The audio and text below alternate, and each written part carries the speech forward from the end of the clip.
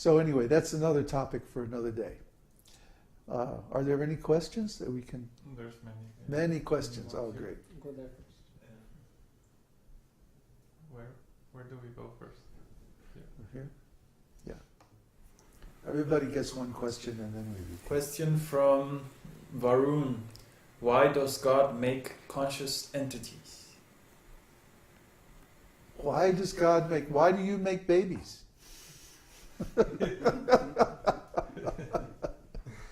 Huh? To enjoy. People want to make other beings like themselves. It's a natural urge to reproduce. Why? Because that same urge is there in God. We have the desire to reproduce because God has a desire to reproduce.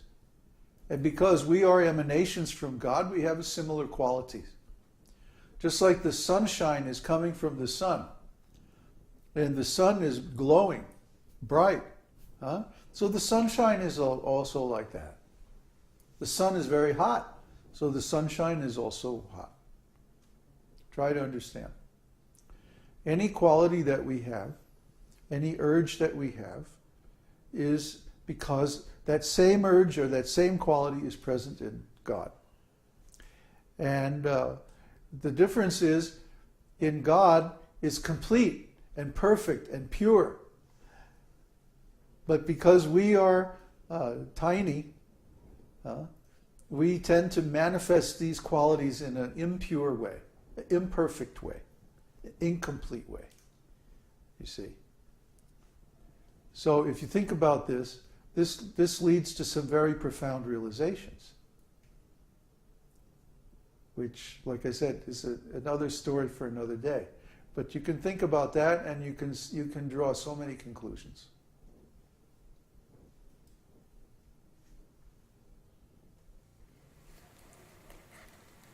Question from Devesh. How can one consistently feel the consciousness? I happen to feel it only occasionally, or should I say rarely. Most of the time is spent longing for that moment when I feel it. Well, you have to be conscious of your consciousness. That's like asking, how do I wake up in the morning? Huh? How do I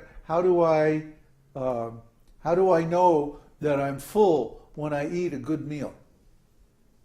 How do I know when I'm not hitting myself over the head with a hammer anymore? Huh? Are you conscious?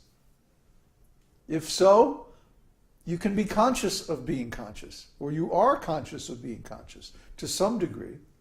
Huh?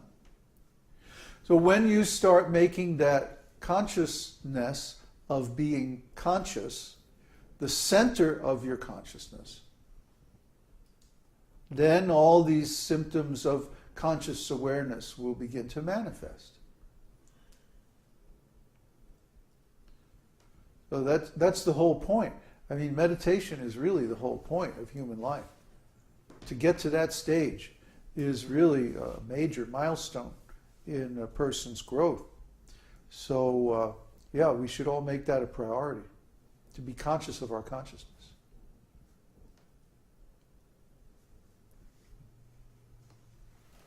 Question from Marina.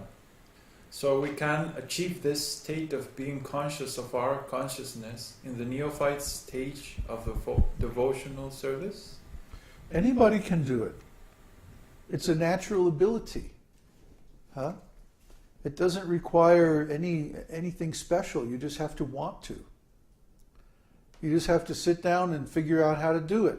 You know, it's like, rubbing your stomach and patting your head at the same time. You could say, well, how can you do that? Well, I can't tell you that. It's like, you just have to sit down and fool around with it until you get it. And that's all I can say. I mean, it's like, yes, you should do this. How? I don't know. I can't explain it. You just sit there and fool around with it until you get it. Like, how do I ride a bicycle? Well, you just hop on, you know. Yeah, you'll crash the first few times, but that's all right. That's how you learn. Eventually, you'll get to where you don't crash.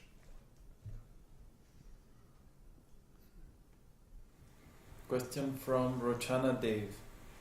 Isn't it that devotional life begins on the transcendental platform? We just have to become purified? It's already there.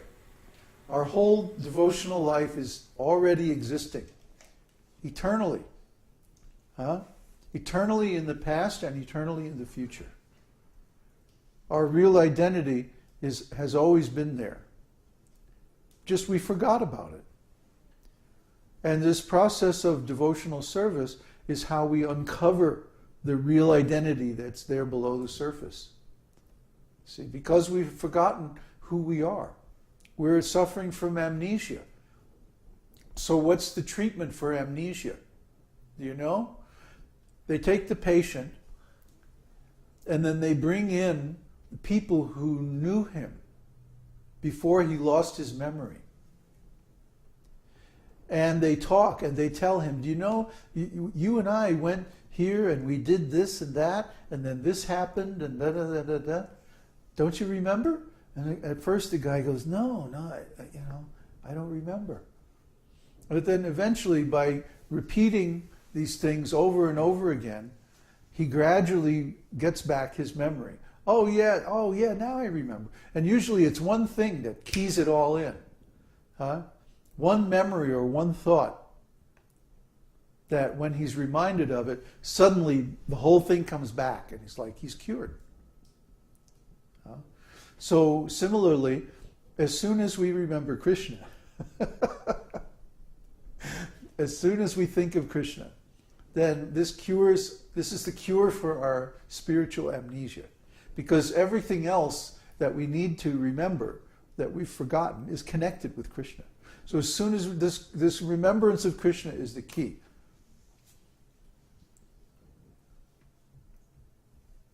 Question from Don. Would it be right to say, when I reside in consciousness, I see my mind, otherwise I am led by mind, and consciousness becomes covered?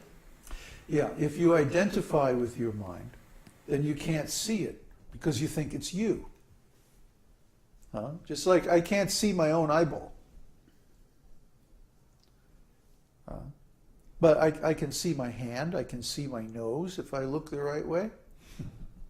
But I can't see my eyeball. You see? So I can see my mind only if I know that I am different from my mind. Only if I make a distinction between myself, my consciousness, and my mind. Then I can see my mind, and I can see the thoughts in my mind as something separate from myself. Otherwise, if I'm identified with the mind, I think that my mind is myself and that my thoughts are something real. But actually, thoughts are just dreams in the mind. Isn't it? And they're always about the past or the future. Oh, I remember when I did this when I was a kid. But I would really like to do that. And then, oh, I feel this way about that and that way about this. And all these other things. Man, I mean, if you sit and watch your mind for just a few minutes, it's like, it's just a dream. It's just a dream, but you're awake, but you're still dreaming.